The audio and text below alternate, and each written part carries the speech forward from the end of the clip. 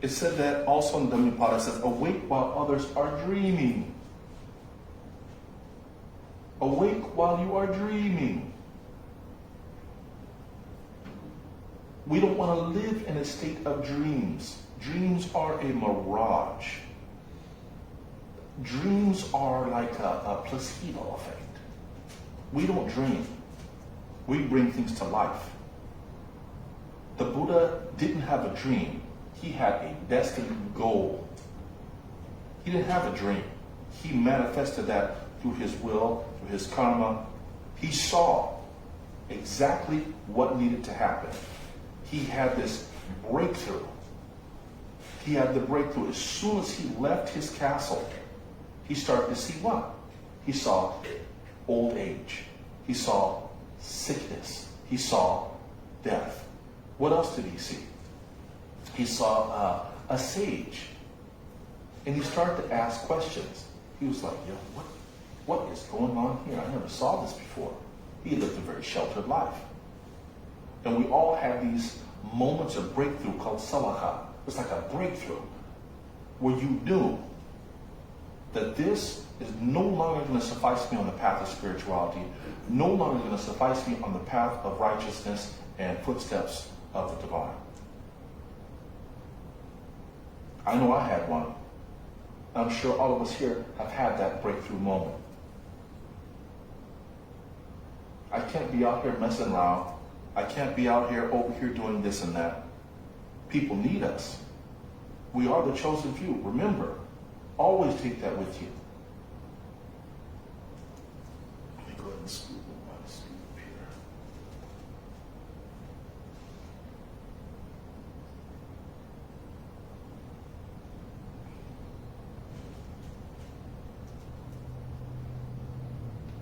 For some of us that are more familiar with Abrahamic scriptures, there's also something from, let's see, the Bible. We have James 4:14. Yet you do not know what tomorrow will bring. What is your life?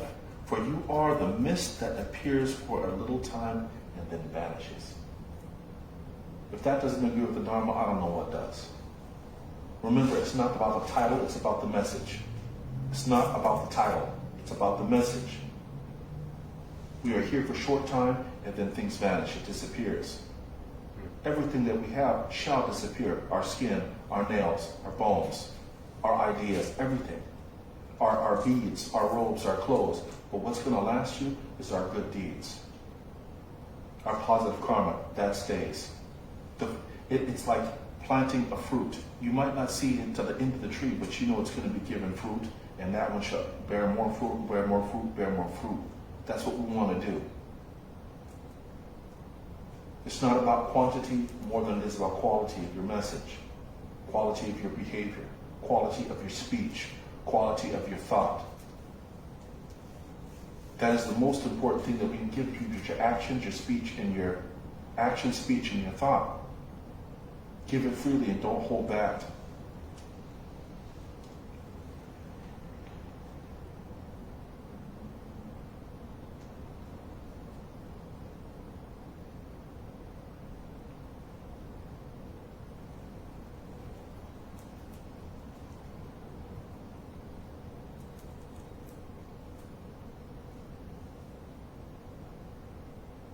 The urgency in applying the Dharma is something that a lot of people are not even aware is real. We are very blessed to even accept the message of the Dharma. There's people that come in contact with you daily, our family members, our friends, our parents, and they will never be able to understand what it is to have the light of the Dhamma, the Buddha, inside of them, for them. But since we do have an understanding of metta, karuna, compassion, mercy, we feel sorry for them and we try harder. Not just with words. Words are tiring. Nobody wants to hear you preach at them all day. They want to see it. They want to feel it. They want to see it. And it is from that that we should have a lot of compassion, that people next to us should be the first people to bask in the glowing warmth of your Dharma, of your Buddha, your Buddhicitta, your sadhana. Sadhana, I guess you could say, is like faith, but stronger than the word faith. Pali language sadhana is like your, I'll just for sake of lack of a better word, just say faith. Your warmth, put it that way. Ways to obtain strength in your practice to make you stronger in your application of that warm light is not only inside yourself, but your surroundings. Your surroundings are important. Your surroundings are extremely important. They call them Kalyana Metta, which is your Dharma companion, a beautiful friend, a noble companion. And according to the school of Mahayana, it doesn't mean just a physical person. It could mean your animal, pets, a tree, even a vicious person can be covertly your Kalyana Metta, because it makes you realize the path to enlightenment, the path to liberation. To be thankful that you are not on the wrong path, screaming and fighting and kicking. It makes you realize, I'm thankful I have the Buddha that tells me how to go forward. It took me a while to understand that. It really did. Young kid, hanging out in Asia, didn't know much about Buddhism in the beginning. So I had a lot of ego, maybe I still do. But I did know that there was a monk. He was very difficult with me. I catch an attitude with him quick, and he did with me. But I realized at the end of the day, he was training me how to deal with my ego, how to deal with my attitude. He was checking me the whole time, but I didn't know. Back to the subject of the Kalyana Metta, or friendship with a companion, that is important. It is, the emphasis here would be personal ethics, which we call sila. Your sila is like your, you would say, moral fortitude, or you could say your virtue. Always choose from yourself and from your friends someone who has virtue, good virtue, they're moral, they have good moral virtue, wholesome. They're not always trying to invite you into what is going to lead you off the path, lead you to your own destruction, and then talk about you when you do.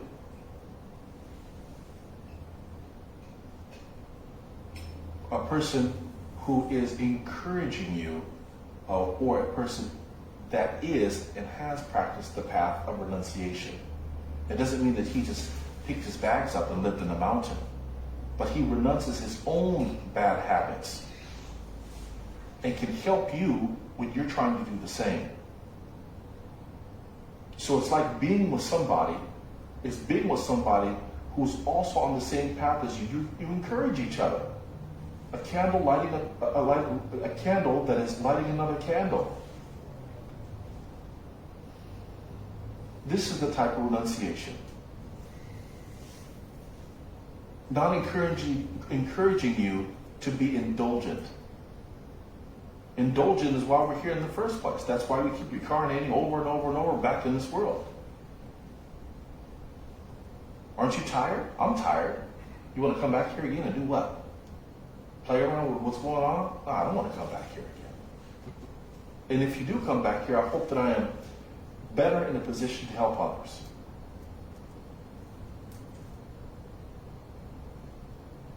The next emphasis about the Kalyana Metta is deep listening and encouragement toward Nibbana.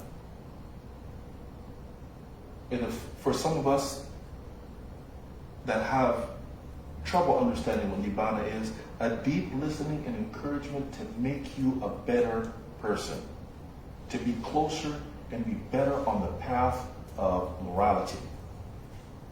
There's nothing better than having a friend who supports you, that is going to help you be better at being better.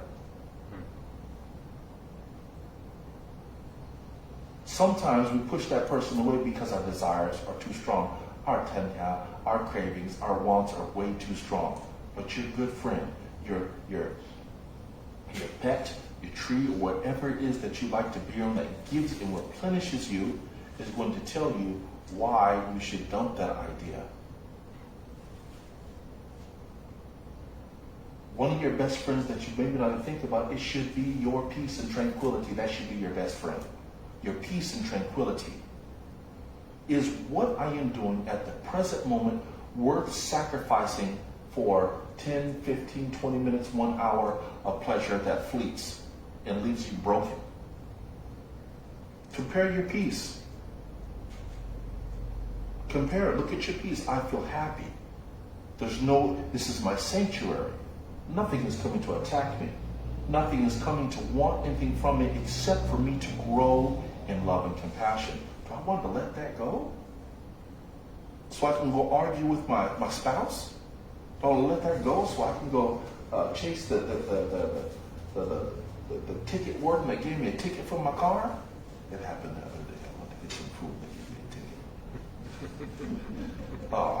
I thought I had that under control. It didn't. And it got me.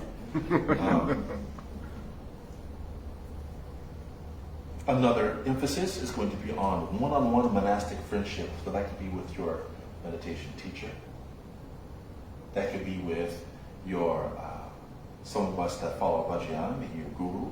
It could be your mom.